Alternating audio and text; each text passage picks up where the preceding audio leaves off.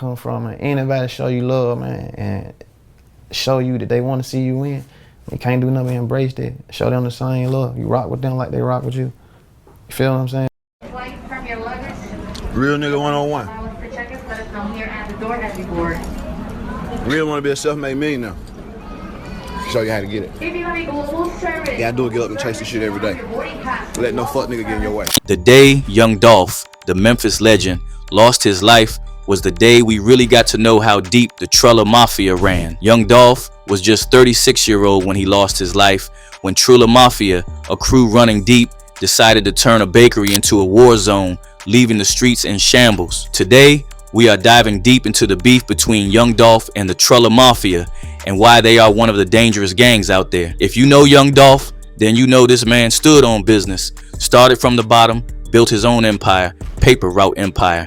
He was the type to give back to his hood, organize turkey drives, and show love to his day ones. But in the streets, success can paint a target on your back real quick. Me and Crunchy Black talked about this, and he was like, listen, I don't hang out in Memphis anymore. He's like, I know what it's about.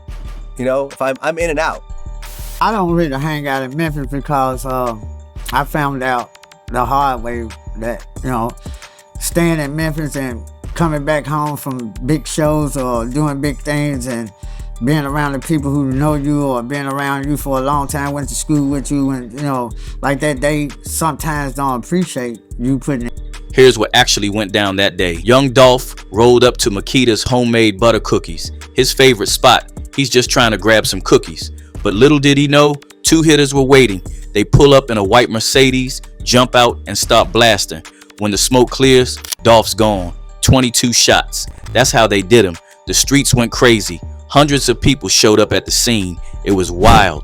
The cops had to call for a curfew because they knew things would pop off any minute. Now, here's where it gets interesting. The police start digging and they drop some photos. Two dudes jumping out of a white whip, strapped up, and guess who they're connected to? The Trulla Mafia. But who are these Trulla Mafia cats? They ain't your just average street gang. These dudes are on some next level organized crime stuff. We're talking about car theft operations, using stolen whips for all sorts of illegal activities. The cops ID'd 5 suspects: Hernandez Govan, Jermarcus Johnson, Justin Johnson, and Cornelius Smith. All of them tied to the Trulla Mafia. But it ain't just about Dolph's murder. The feds were talking RICO charges. That means they were trying to take down the whole operation. Now you might be wondering, why'd they go after Dolph? You see, it all goes back to some petty beef between Dolph's paper route empire and the Trulla Mafia. See, Dolph signed his cousin Key Glock and some other youngins to his label. But these young rappers had problems with Trulla Mafia members. Dolph didn't see the bigger picture. He was thinking business, not street politics. But in the game, when you sign someone, you inherit their beefs too. And the Trulla Mafia, they weren't having it. They saw Dolph as the head of the snake. But it gets deeper.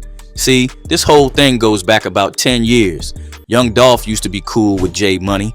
J Money would post pics of Dolph in his hood, saying Dolph always wanted to see him win. He even called Dolph's crew, Paper Route Empire, his family. Now, J Money was part of Trulla Mafia from Orange Mound in Memphis. He was a big deal in the streets, but he was also making moves in the rap game. He was cool with Chief Keef and even had a track with Moneybagg Yo. Dolph and J Money had music together too.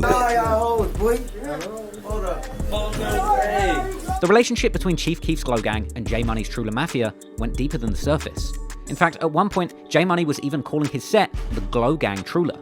J Money would also score an early feature with another legendary Memphis rapper by the name of Moneybagg Yo, as well as having also recorded music together with Young Dolph himself, and being seen behind the scenes with Dolph in the hood for the music video. What you say? But interestingly, J Money was also seemingly cool. Things got messed up in 2013 when J Money got taken down. It was some gang revenge thing. After that, Trulla Mafia started having problems. Some members split off and started their own thing called Double R, meaning rich and ruthless. That's when things got real heated. There was a lot of back and forth between Trulla Mafia and the new gang Double R. People were getting eliminated on both sides. It was crazy out there. We coming together in our ignorance, they coming together in their ignorance. And so really it was like, if we going over there now, we going over there to put somebody down, or, you know, to let them know who we are. Like, that's all it was. Now, here's where Dolph comes back into the picture. he signs Big Unk to his label. But Big Unk was supposed to be with Double R, the guys beefing with Trulla Mafia. People were confused, you know? Dolph used to be tight with J Money from Trulla Mafia, so why was he signing their enemy? This move made a lot of people mad. Fans were calling Dolph out, saying he shouldn't have signed Big Unk. There were even rumors that Big Unk had something to do with unaliving J Money's brother. Last year, you were very animated in this tweet you put out, pretty much clarifying that you were independent. Right. Is that because of all the questions you get about Brick Squad and the affiliation that you have? Yeah, know what I'm saying? It was just because of everything, bro. You just don't know. Bro, people tell me Dolph signed with Grand Hustle, you know what I'm saying? Like, I ain't never been signing Grand Hustle. That's my dog. Like, shout out to T.I. That's another nigga, like, I salute, respect in the game. Dolph signed to CMG, yo, got it. Now I ain't signed CMG. And the most out of all of them, Dolph was signed to Brick Squad now. You know what I'm saying? Gucci, that's my dog. That's my trap, brother. I mess with him, you feel me? Like, he showed me. By signing Big Unk, Dolph basically picked a side in this street beef. He might not have meant to, but that's how Trulla Mafia saw it. And just like that, Dolph became a big target for them. But it wasn't just Trulla Mafia in the mix. Even Yo Gotti's name came up in all this too. Iwam Gotti and Dolph had been going back and forth for years. The streets were talking, saying there might be connections between Trulla Mafia and Gotti's crew. The streets were hot. Everyone was looking for payback. And sadly, the bodies started dropping. First, there was Joshua Taylor, aka CEO Tease. This dude was connected to Justin Johnson, one of Dolph's alleged shooters. Taylor was out here making jokes about Dolph's death. Bad move. He got smoked in June 2023, but it didn't stop there. Lotta Cash Desto, a young female rapper on the come up, got caught in the crossfire. Turns out she was the daughter of Hernandez Govan, one of the dudes charged in Dolph's case. She got taken out in Houston in September 2022, and just when you thought it was over, in March 2023, shots rang out at Privé, a restaurant co-owned by Yo Gotti. 2 men passed away, 3 others got hit. It was chaos. You this morning, Memphis police are making headway in their investigation of the deadly shooting at Privé,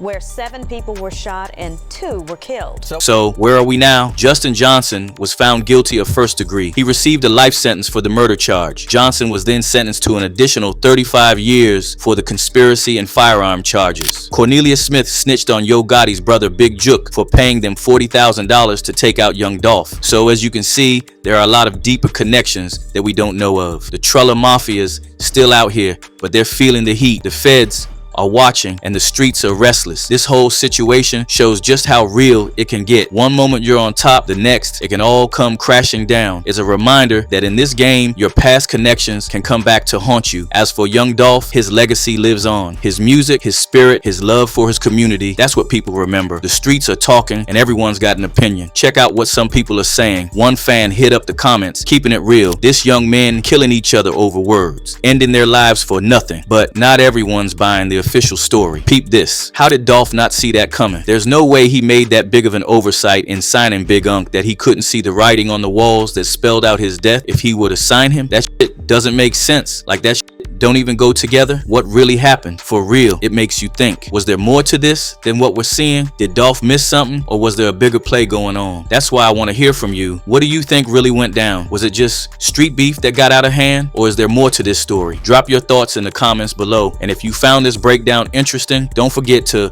smash that like button and hit subscribe. We're always bringing you the real on these street stories, so make sure you're tuned in.